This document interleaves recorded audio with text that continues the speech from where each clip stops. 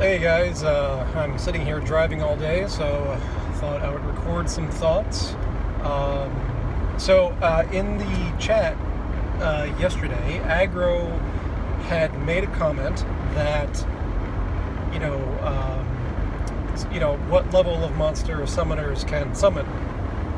So we know that given the level of summoner, that caps out the level of monster that it can summon. Okay, so based on that, I had been combining monsters in different at different levels, so that there would be a wide variety of monsters available for the eventual rental market that is going to develop.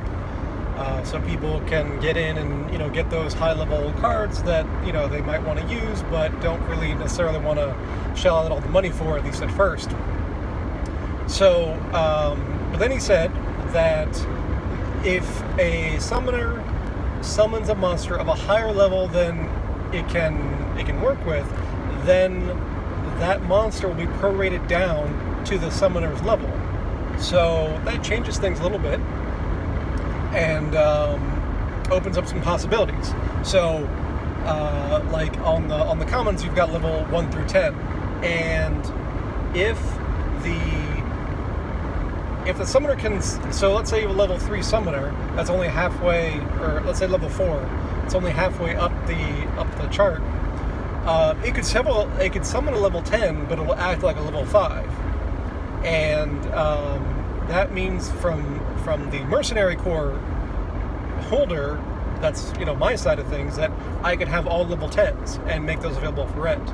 So now I have a decision to make, where do I want to keep the level 5s available, just in this example, or do I want to combine everything to level 10 and just let people rent that?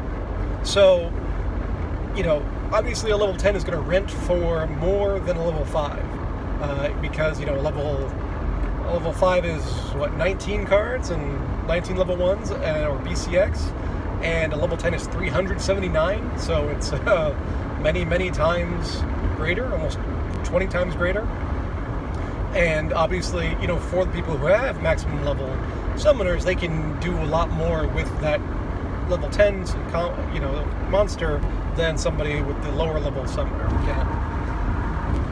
So, do I combine them all to get them to max level and have fewer cards available that are more expensive, or do I keep a wider variety available and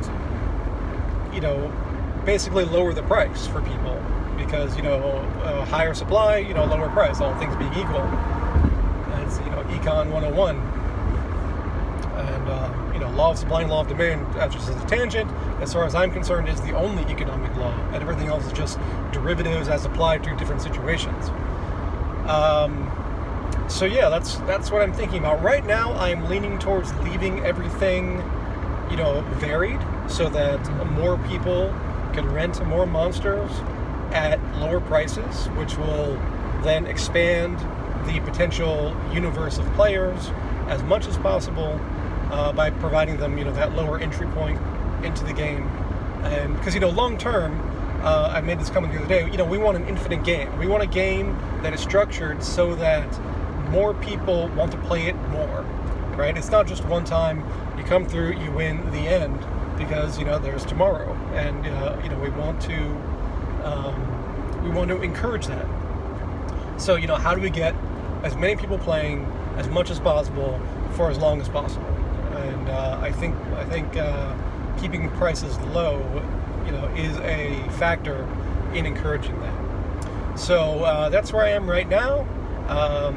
It could be that there's not enough demand for it. So it might make sense, instead of having, levels 1 through 10, and something and everything, just having 2 level 10s. That might end up being what the market wants. But for now, I'm just going to keep it spread out, and we'll see how that goes.